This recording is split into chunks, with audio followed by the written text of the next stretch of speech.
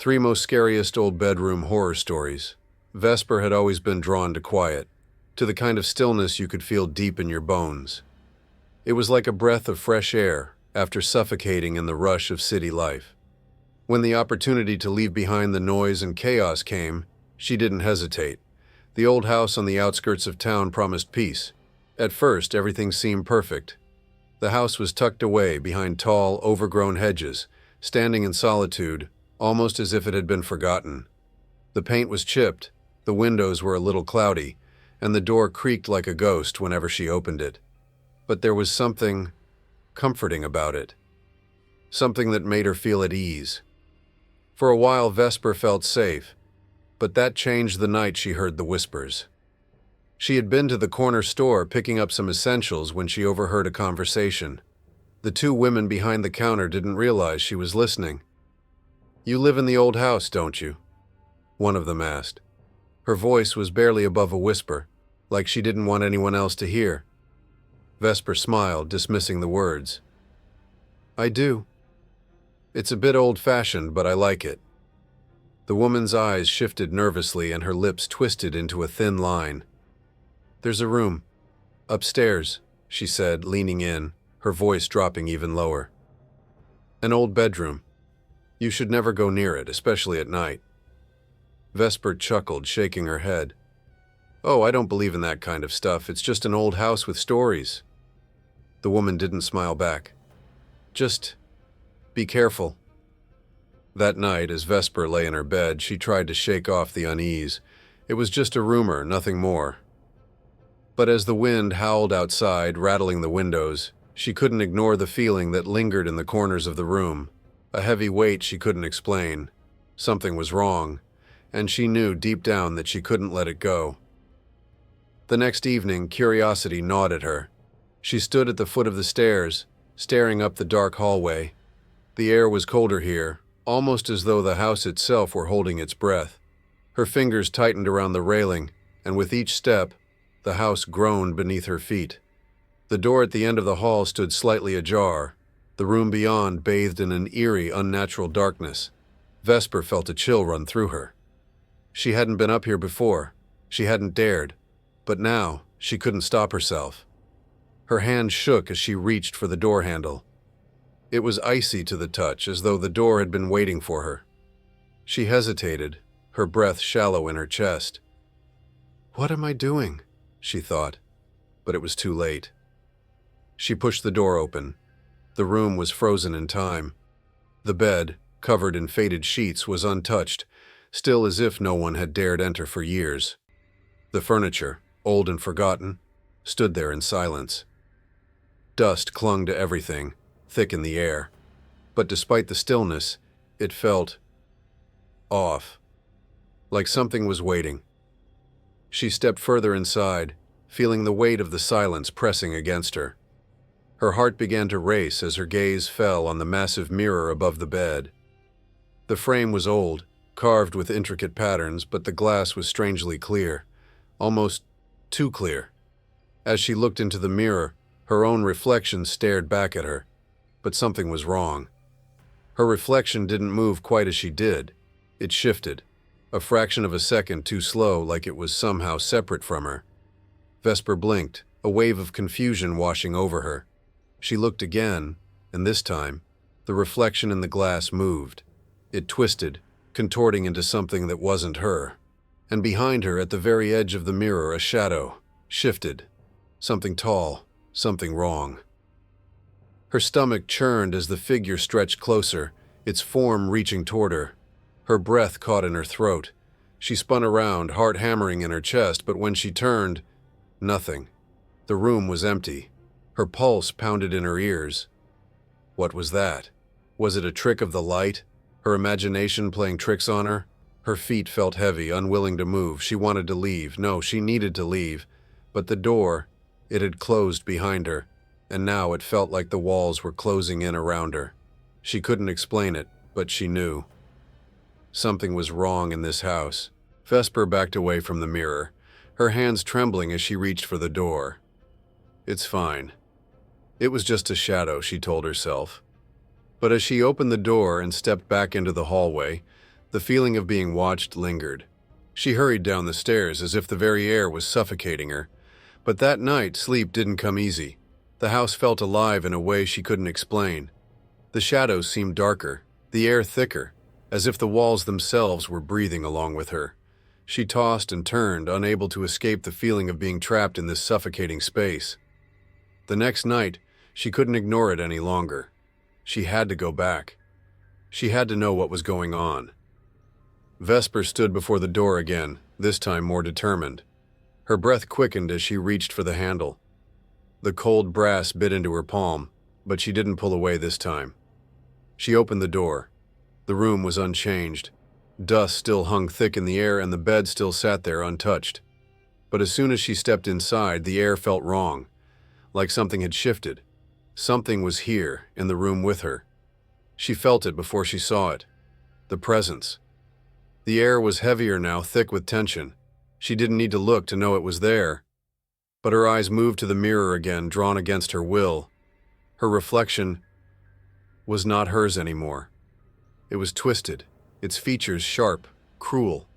And behind her, standing just at the edge of the glass, the shadow loomed larger, its long arms reaching forward, stretching out of the frame. Her heart raced. Panic surged through her veins. She tried to move, tried to tear her eyes away, but it was too late. The reflection in the mirror moved closer, its hands reaching toward her. Vesper's scream ripped through the silence, but it didn't matter. Her legs didn't move.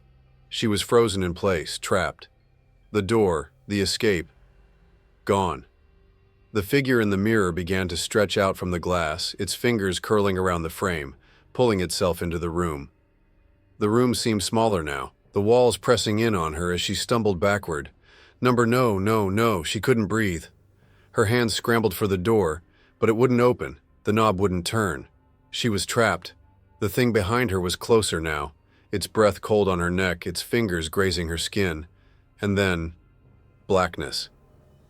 The next morning, the neighbors noticed the lights flickering in the house.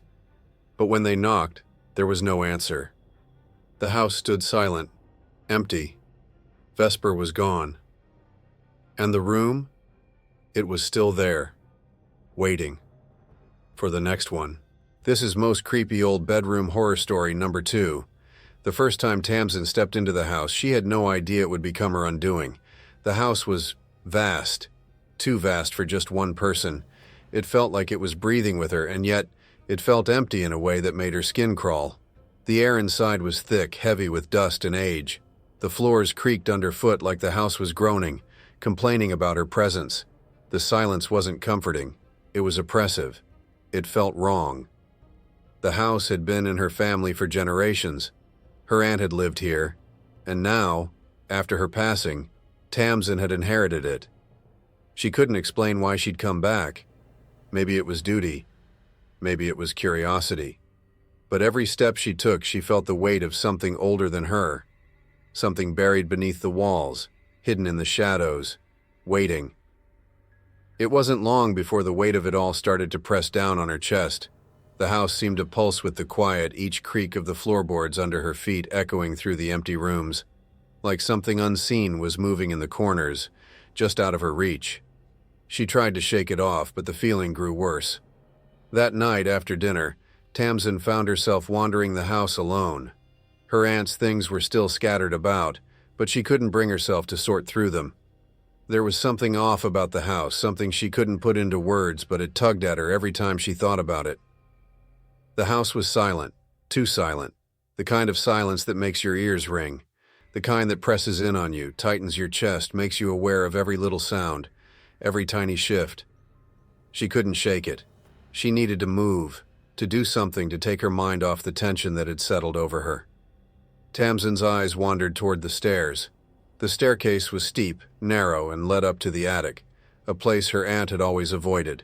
Tamsin had heard the stories, of course, the rumors, the strange noises that came from up there late at night. The way her aunt had locked it up tight and refused to talk about it. Tamsin had never been allowed up there as a child, but tonight she couldn't ignore it. The house was calling her. Her heart hammered in her chest as she started up the stairs. The air grew colder the higher she climbed, and she could feel the weight of the house pressing in around her. Every creak of the steps seemed to echo in the silence, each step louder than the last. Her breath fogged in the freezing air. She paused halfway up the stairs, the hairs on the back of her neck standing on end. Something was there. She could feel it. A faint noise, a sound she couldn't quite place, came from above. She held her breath, listening. Nothing. Shaking her head, she continued, but now her heart was pounding in her ears, the anticipation almost too much to bear. The steps seemed steeper now, as though the house itself was resisting her ascent. When she reached the top of the stairs, she stood in front of the attic door, the air around her thick with tension. Her hand hovered over the handle, fingers trembling. She could feel it then. The house wasn't just silent, it was waiting. Tamsin forced herself to push the door open. It groaned as the old wood shifted. The sound was so loud, it almost felt like it was screaming. Inside the attic, the air was heavier, suffocating. The room was swallowed in darkness, the only light coming from a small, grimy window where the faintest sliver of moonlight crept through. The room was cluttered with old, abandoned furniture, dust-covered sheets, boxes that hadn't been touched in years. Her breath hitched. There was something in the air, something she couldn't see, but it was there. Watching. Waiting. Tamsin moved cautiously through the room, her footsteps muffled by the thick carpet of dust. The shadows in the corners seemed to shift, just a flicker out of the corner of her eye. She felt the hairs on the back of her neck stand on end, and then she heard it. A whisper, barely audible, soft, like a breath against her ear. She stopped dead in her tracks. "Come closer." Tamsin's heart stopped. Her breath caught in her throat. She tried to move, to turn around, but her feet were rooted to the spot, her body frozen by something she couldn't explain. The air felt like it was closing in on her. No, she thought. It couldn't be. She had to be imagining it. She took a shaky step forward, trying to shake off the terror that was creeping up her spine. But the whisper came again, louder. "You shouldn't be here." Tamsin felt her blood run cold. She wasn't sure if she heard it with her ears or felt it deep in her bones. She turned, her mind screaming at her to leave. But her body didn't want to listen. She was drawn toward the far corner of the room where a large chest sat, half covered by a dusty blanket. The whispers grew louder now, urgent, almost frantic. "Leave. Now." But Tamsin couldn't stop herself. She reached for the chest, her hands trembling violently as she lifted the blanket. Something pulled at her. Something was waiting. Her fingers brushed against the wood of the chest. It felt cold, like the air in the room had frozen it. She lifted the lid. The light inside flickered. She gasped, taking a step back, but it was too late. The light flared for just a moment, then faded. It was gone. But the whispers grew louder, desperate, angry. No, you have to leave." Tamsin slammed the chest shut, stumbling back toward the door, the oppressive air weighing down on her. It felt like the walls were closing in. The shadows seemed to reach for her. She yanked open the attic door and fled down the stairs, her breath coming in sharp, panicked gasps. She couldn't get out fast enough. The house was alive. It was breathing. It was waiting. Her heart hammered in her chest as she reached the bottom of the stairs, but the silence that followed was deafening. It was almost too much to bear. The whispers, they followed her. They wouldn't leave her. Tamsin didn't sleep that night. The whispers kept her awake, even as the house fell into an eerie silence. They didn't stop. They never stopped. Somewhere in the depths of the house, in that attic, something was waiting for her. Something that wouldn't let her leave. And though she never returned to the attic, she couldn't shake the feeling. Every night when the house was still, she could hear it. The whispering, so soft at first, but getting louder. Come back. She didn't know what it was, but she knew one thing. The house wasn't just waiting. It owned her now. This is Most Scariest Old Bedroom Horror Story number 3. When Fable first saw the old house, there was a strange pull she couldn't ignore. It was worn, aged by time, its once bright paint peeling and windows creaking as though the house itself was sighing with age. Most people would have seen it and walked away. But for Fable, there was something about it that felt right, like it had been waiting for her. It wasn't perfect. The walls sagged, the roof had its share of leaks, and some rooms were colder than others. But it had this feeling to it, a quiet, almost ancient beauty. Fable imagined herself in that house, wrapped up in a blanket by a crackling fire, sipping tea, and living in the stillness of it all. It felt like peace. But then, there was the room at the end of the hallway, the room that Fable couldn't seem to forget. She didn't think much of it at first. It looked like an old bedroom, forgotten and untouched for years. But there was a coldness to it. Something in the air made Fable's stomach churn. It wasn't just dust and cobwebs. No, it felt alive. The moment she stepped in, she felt it. A weight, a presence, like the room was holding its breath. Waiting. The wallpaper was faded and peeling in some spots, revealing the pale, brittle surface underneath. The bed, the bed, was massive, far too large for such a small room. The headboard was dark, worn wood, carved with strange, intricate patterns that seemed wrong. There was something off about it, like it was part of a history she didn't understand. But the silence? It was oppressive. The longer she stood there, the heavier the air became, as if the room was slowly suffocating her. She stepped back, shaking her head. It's just an old room. There's nothing to be afraid of. But even as she turned to leave, the air clung to her, heavy and thick. The first night the scratching started. It was faint at first, a soft scratch against the floorboards. It was so quiet, so subtle. Fable thought she had imagined it. But then it came again. Scratch. Her breath caught in her throat. She sat up in bed, frozen, staring into the dark corners of her room. What was that sound? It was coming from the old bedroom. No, it couldn't be. She checked. There was nothing in there. But it was real. The scratching grew louder, closer. The house groaned, settling, but it felt wrong. It felt like something else. She pulled the covers tighter, trying to ignore the feeling that was creeping up her spine, but it was useless. The cold in the house was unbearable now, biting at her skin. Stop it. Just stop. The scratching paused, and then she heard it. A voice, soft but clear, like a whisper in the dark. Leave. Fable's heart skipped a beat. She strained her ears. Was she imagining things? Number. The voice came again, this time louder, almost like it was breathing through the walls. Leave. This place.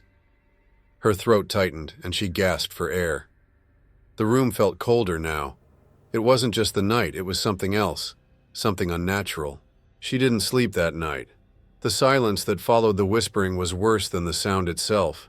It hung in the air, heavy and oppressive, like the house was watching her, waiting. The next morning, Fable tried to brush it off. She tried to tell herself it was just the wind, the house settling, an old building creaking in the night. But as she passed the old bedroom again, something was wrong. The door. It was ajar. Just a crack. Hadn't she closed it last night? Her breath caught in her chest, but she forced herself to push it aside. It's nothing, she thought. Nothing at all.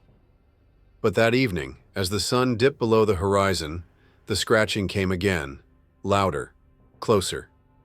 As though something was scraping across the floor toward her.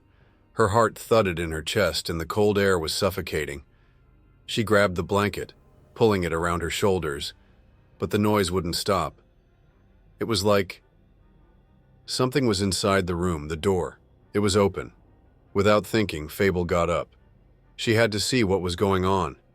The room was calling to her, and she couldn't ignore it anymore.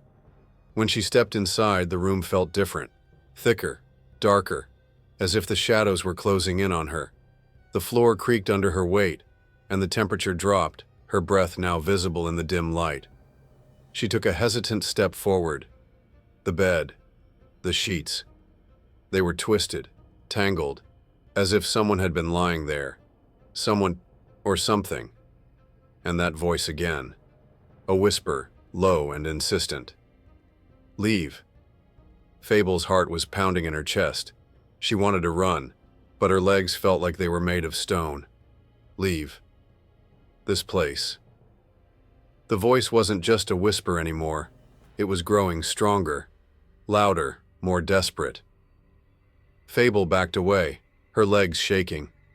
She turned to leave, but before she could reach the door, it slammed shut behind her. The room held her in place. She gasped, her breath ragged, her pulse echoing in her ears. The room felt like it was alive now, like it was trapping her, like something was pulling her back in. The air was thick, cold, and pressing on her chest.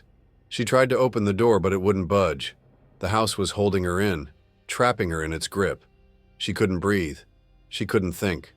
The whispering grew louder, now everywhere. It was in her ears. It was in her mind. Leave. Please. She pulled at the door, desperation flooding her body. She had to get out. She had to escape. But the door remained locked. And the house wasn't going to let her go. The room had claimed her, and there would be no leaving.